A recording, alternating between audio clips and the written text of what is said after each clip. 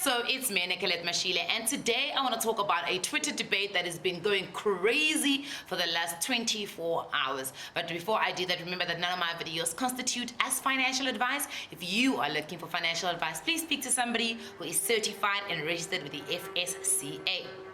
So I'm ready to fight, eh? After school is after school. I will show you where the B field is so that we can go and fight about this one.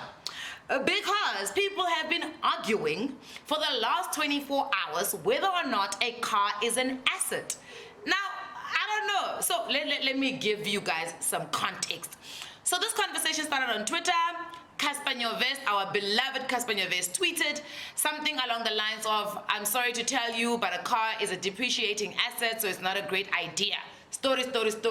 Now, for me, first and foremost, when I saw that tweet, I was like, okay, well, this is common knowledge. This is nothing new. So what are you saying, babes? Also, it's only a bad idea if you bought your car badly, all right?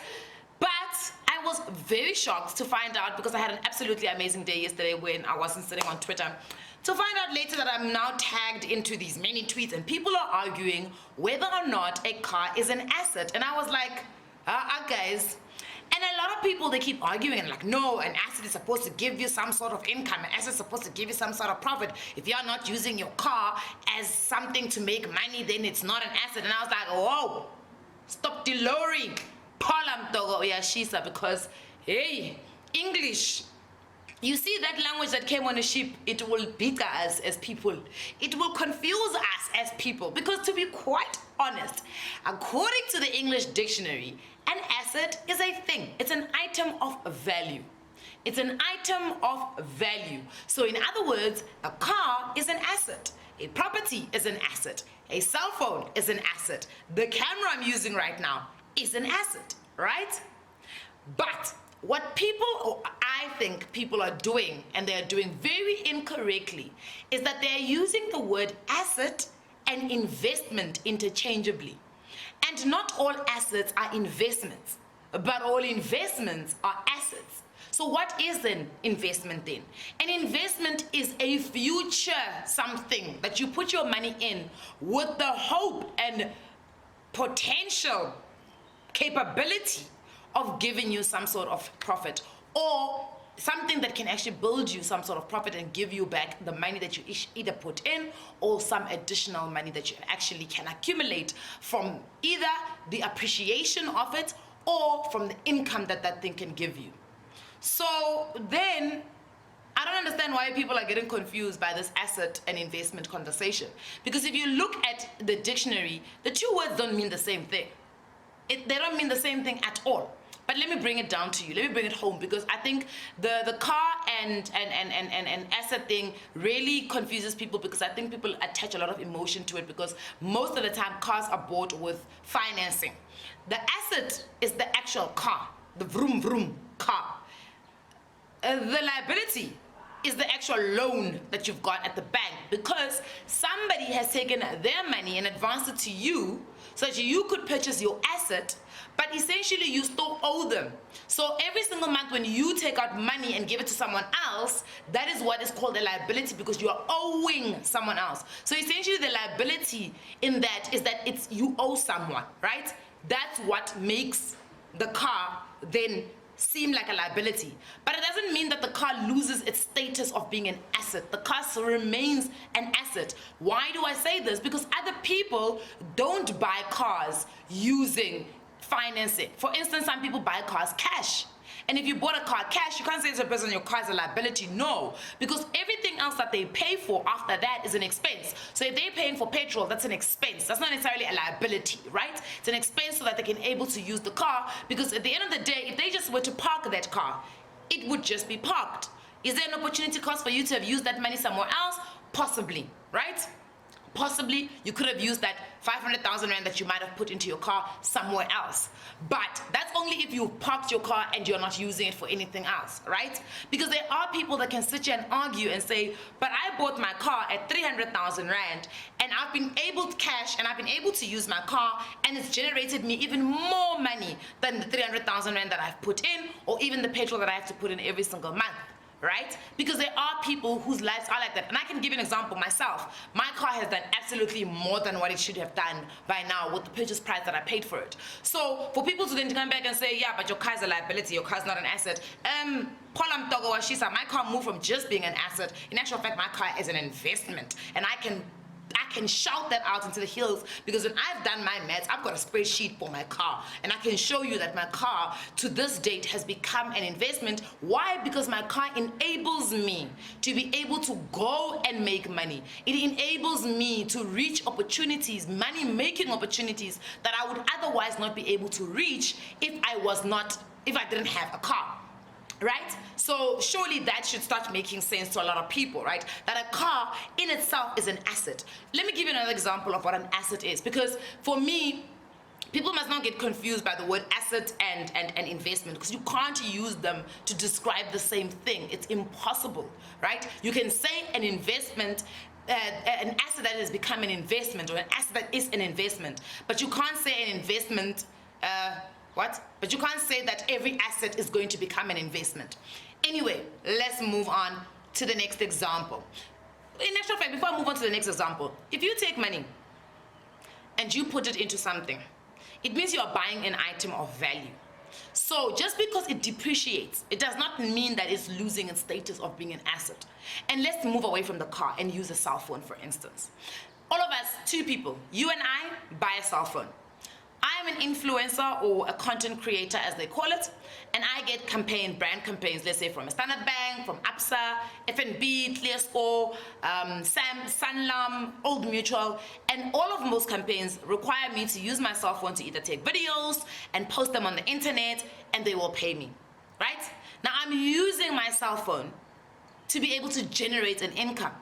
My cell phone is the asset. The money that I make from it, the profit that I'm making from it, qualifies my cell phone to be an investment in my life. So if I say, ooh, I need to upgrade to the iPhone 11 because my iPhone 7 is no longer pushing out the type of content that I want to do, I can say I'm buying the iPhone 11 as an investment asset for me to be able to make money. On the other hand, if somebody buys their cell phone on contract, and they now have a contractual obligation to pay, let's say, a Vodacom every single month, that contract becomes their liability, and the actual phone is an asset. Making sense? No? Not making sense?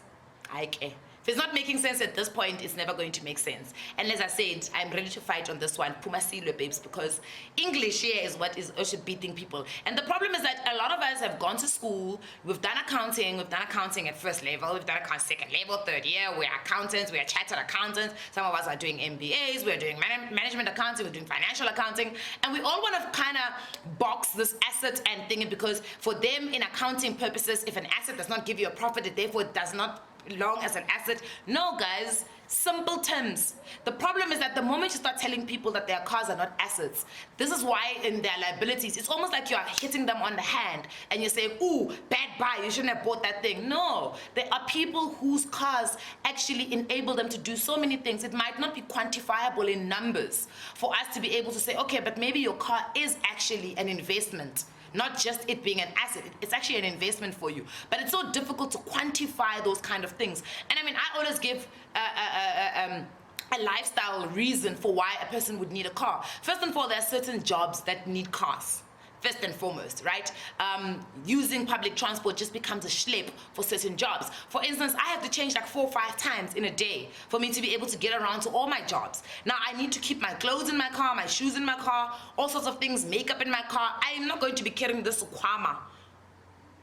There I am with a big bag just so that I can get to all my jobs. And if you actually look at it, if I didn't have a car, I would need to either use public transport, which sometimes is very inconvenient because it doesn't go to all places. I'm not saying it doesn't go to places, I'm saying all places, all being the most important word in that sentence, because I know how people love to just twist people's words. But secondly, if I were to use Uber, that would cost me an arm and a leg every single month. I might as well then go and purchase a car. Now, let me move to the second argument of this video, and there's buying a car with cash is, it's a waste of money because you could have put that money into another investment, blah, blah, blah, blah, blah. Hey, man, this is South Africa, okay? And if you live in an economy like South Africa where the interest rates are so high, where indebtedness is so high and defaulting on loans is so high that the banks give people ridiculous loan or interest rates on loans, then it makes no sense for people to say, no, it's better to buy a car on an installment sale versus you paying cash. If I've got 200,000 Rand sitting in my bank account right now, and I want to buy a 200,000 Rand car, you cannot tell me I must not take my 200,000 Rand and go buy a car, especially if the bank is offering me a 13% interest rate. Where in this country am I going to get a 13% interest rate? Real return, by the way, not those nominal returns, a real return of 13% guaranteed over and above that. Because let me tell you, you guys can say, no, you can put it, oh, somebody said, no, there's one of those banks. It's got I said, is it a real return though? And you gotta go ask them if it's a real return because it's definitely not a real return. Now in South Africa, for you to be able to make 13% return on an interest-bearing account, which interest-bearing account is that? Even the market, guys, the JSE in the last 5 years brought back 15%, not 15% per year, 15% for over 5 years. Now I'm not saying the stock market is a bad place to put your money. I'm saying there is no guarantee that you are gonna get your money back. But let me tell you what is guaranteed. The bank asking back their 13% every single month when you are paying, every single year, when you are paying back that loan. So, and over and above that, it's not just that 13% that you're paying back, 30% plus insurance, plus the petrol that you're going to be paying. So, in actual fact, it's going to cost you so much more money, whereas you get peace of mind when you buy your car cash, you sit down and you relax. It's one of those, the thing is, everything in life is going to have an opportunity cost, a lost opportunity cost. Because me buying this camera so that I can take videos for YouTube, I could have used this 39,000 Rand for something else.